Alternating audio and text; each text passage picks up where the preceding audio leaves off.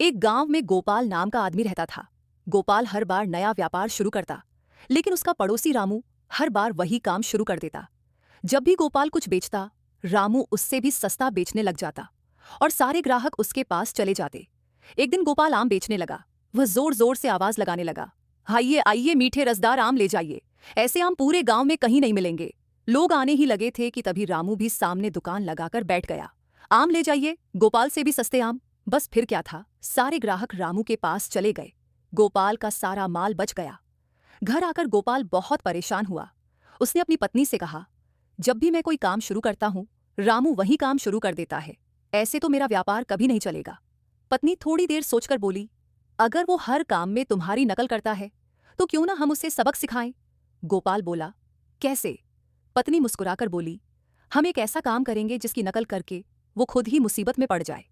अगले दिन गोपाल अपने घर के आंगन में बड़ा सा गड्ढा खुदवाने लगा। फिर उसने उसमें बहुत सारा पानी भर दिया और ऊपर से जाल डाल दिया।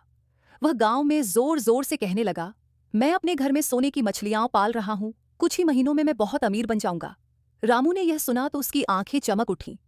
उसने सोचा, अगर गोपाल अमीर बन सकता है तो मैं क्यों नहीं।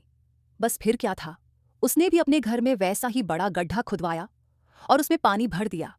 लेकिन रामू ने जल्दी जल्दी में गड्ढा ठीक से नहीं बनवाया। कुछ दिनों बाद पानी उसके घर की दीवारों में रिसने लगा। एक रात अचानक दीवार गिर गई और उसका आधा घर टूट गया। उधर गोपाल ने गड्ढे का पानी निकाल दिया और उसमें सब्जियां उगाने लगा। उसकी सब्जियां खूब बिकने लगीं और वह अच्छी कमाई करने लगा। रामू को अपनी गलती समझ आ गई।